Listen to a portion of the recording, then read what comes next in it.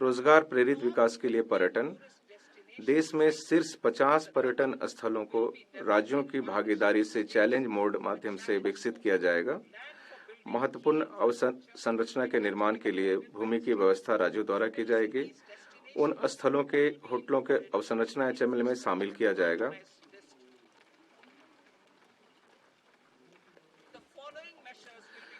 रोजगार प्रेरित विकास को सुगम बनाने के लिए निम्नलिखित उपाय किए जाएंगे। आतिथ्य प्रबंधन संस्थानों सहित हमारे युवाओं के लिए गहन कौशल विकास कार्यक्रमों का आयोजन। होम स्टे के लिए मुद्रा ऋण प्रदान करना। पर्यटन स्थलों में यात्रा की सुगमता और संपर्क में सुधार करना। पर्यटकों हेतु सुख सुविधाएं, स्वच्छता और विपणन संबंधी प्रयासों सहित प्रभावी पर्यटन स्थल प्रबंधन के लिए राज्यों को निष्पादन संबंध प्रोत्साहन प्रदान करना और कुछ पर्यटक समूह के लिए वीजा शुल्क छूट के साथ साथ ई वीजा की सुविधाओं को सुव्यवस्थित करना।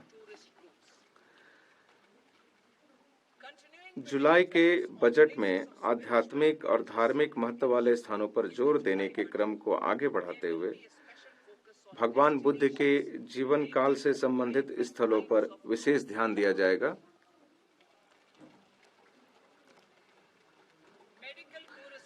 भारत में चिकित्सा पर्यटन और स्वास्थ्य लाभ।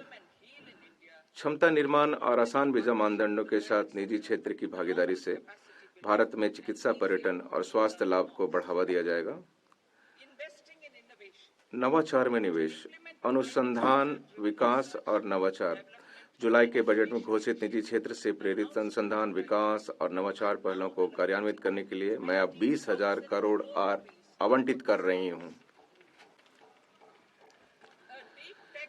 डीप टेक निधियों का कोष इस पहल के एक हिस्से के रूप में अगली पीढ़ी के स्टार्टअप को उत्प्रेरित करने के लिए डीप टेक निधियों के कोष पर भी विचार किया जाएगा।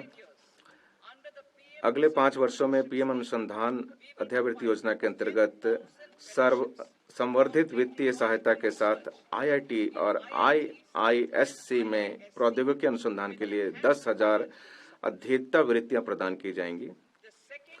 फसल जर्म प्लाज्म के लिए जीन बैंक। भविष्य में खाद्य और पोषण सुरक्षा के लिए 10 लाख जर्म प्लाज्म लाइनों के साथ दूसरे जीन बैंक की स्थापना की जाएगी।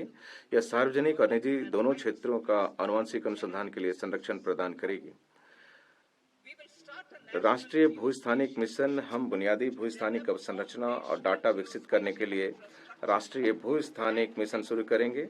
पीएम गति शक्ति का उपयोग करते हुए यह मिशन भू अभिलेखों, शहरी योजना और अवसंरचनात्मक परियोजनाओं के डिजाइन के आधुनिकीकरण में सुविधा प्रदान करेगी। ज्ञान भारत मिशन शैक्षणिक संस्थाओं, संग्रहालयों, पुस्तकालयों और निजी संग्रहकर्ताओं के साथ हमारी पांडुलिपि और सर्वेक्षण, दस्तावेजीकरण और संरक्षण के लिए ज्ञान भारतम मिशन शुरू किया जाएगा, जिसमें 1 करोड़ से अधिक पांडुलिपियों को शामिल किया जाएगा।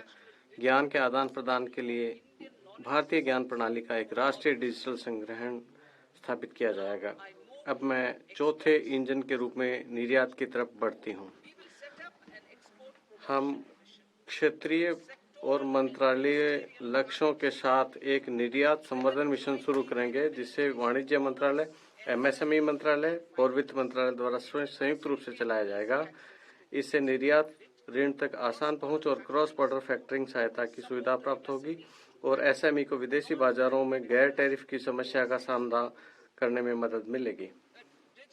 भारत ट्रेडनेट व्यापार प्रलेखीकरण और वित्त पोषण समाधानों के लिए एक एकीकृत प्लेटफॉर्म के रूप में अंतर्राष्ट्रीय व्यापार हेतु भारत ट्रेडनेट नामक एक डिजिटल सार्वजनिक अवसंरचना स्थापित की जाएगी।